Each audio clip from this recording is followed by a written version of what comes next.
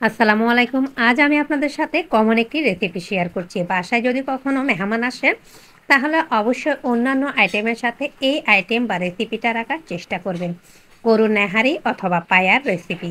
চলুন, এজন্য আমরা প্রথমে তেঁতুলের মাটা করে নিচ্ছি। তেঁতুলের মাড়ের জন্য ১ মুঠো পরিমাণ তেঁতুল নিয়ে ভালোভাবে চটকে থেকে আমরা তেঁতুলের মাটা পরবর্তীতে ব্যবহার করব। বের করে একটা সাইডে রেখে দিচ্ছি। এই তেঁতুলের মাটা এই গরুর নলা, নেহারি অথবা পায়া যেটাই বলেন, এর টেস্ট বা স্বাদটা ২ থেকে ৩ গুণ বৃদ্ধি পাওয়াবে। আমি আগে থেকে পরিষ্কার করে গরুর নেহারি বা নলাটা ভালোভাবে ধুয়ে একটি বড় গর্তযুক্ত হাঁড়িতে নিয়েছি। চেষ্টা করবেন বড় সাইজের হাঁড়িতে নিতে। এইবার মশলা অ্যাড করে দিচ্ছি। মশলার মাঝে রয়েছে হলুদের গুঁড়া, মরিচের গুঁড়া, আর রয়েছে গোটা ধনিয়া যেটা আমি শিলপাটায় বেটেছি, আদা, রয়েছে রসুন বাটা, রয়েছে সরিষা বাটা, আর রয়েছে জিরা আর গরম মশলা গুঁড়া। এইবার এই সমস্ত মশলা আমি গরুর নেহারি রান্নার জন্য গরুর নলা বা পায়া এর মাঝে দিয়ে দিচ্ছি। আর এই রেসিপিতে রান্না করলে আসলে মাথা নষ্ট হওয়ার মতো রেসিপি। একবার ট্রাই করে দেখবেন। সে প্লেট ধুয়ে কিছুটা পানি, এরপরে পেঁয়াজ বাটা দিয়ে দিলাম, আর কিছু আস্ত গরম মশলা, তেজপাতা, দারচিনি, এলাচ, আর দিয়ে দিলাম লবঙ্গ। দিয়ে এর মাঝে এইবার আমি দিয়ে দিচ্ছি পানি। পানিটা গরুর পায়ার ৩ গুণ পরিমাণ দেওয়ার চেষ্টা করবেন, যাতে করে পায়াটা ভালোভাবে ডুবে যায় আর সেদ্ধ হতে হতে এর ঝোলটা ব্যালেন্স হয়, মানে আমাদের যতটা প্রয়োজন ততটুকু হয়। এইবার আমি ঢাকনা দিয়ে দিচ্ছি, আর লবণ দিতে আমি ভুলে গিয়েছি। ঢাকনা উঠিয়ে লবণটা দিয়ে দিচ্ছি।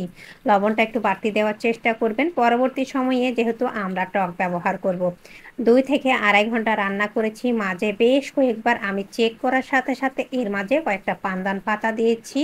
50% পর্যন্ত রান্না হওয়ার পরে এর মাঝে তেঁতুলের মাটা দিয়ে আরও ৩০ মিনিট পর্যন্ত আমি রান্না করব। এর মাঝে আমি আরও হাফ কেজির মতো ফুটন্ত গরম পানি পরবর্তী সময়ে অ্যাড করেছি। এইবার ৩০ মিনিট পরে ফিরে এসে এর মাঝে আরও ১ চামচ পরিমাণ দিয়ে দিচ্ছি টালা অথবা ভাজা জিরার গুঁড়া। দিয়ে আবারও হাই হিটে একটু জাল করে নিচ্ছি। এবার এর মাঝে আমরা ফোড়নটা দিয়ে দিচ্ছি। ফোড়নের সময় তেলের পরিমাণটা একদমই কম ব্যবহার করার চেষ্টা করবেন।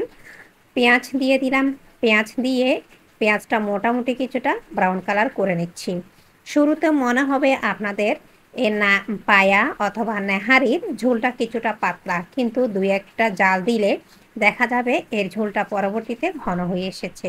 এইবার এর মাঝে আমি ১ মুঠো পরিমাণ ধনিয়া পাতা দিয়ে দিলাম, আর এখানে সাথে কাঁচামরিচ কোচানো ছিল, আর দিয়ে দিচ্ছি সেই বেরেস্তা করা পেঁয়াজ, আর সাথে কয়েকটা দিয়ে দিলাম শুকনা মরিচও। দিয়ে এইবার আমি আর ৪ থেকে ৫ মিনিটের মতো রান্না করব। তেঁতুলের টকটা দিলে খুব দ্রুত যেমন সেদ্ধ হয়ে যায়, তেমন কিন্তু খেতেও ভালো লাগে। এরই মাঝে আমি মোটামুটি ঠান্ডা করে আপনাদের সাথে শেয়ার করছি।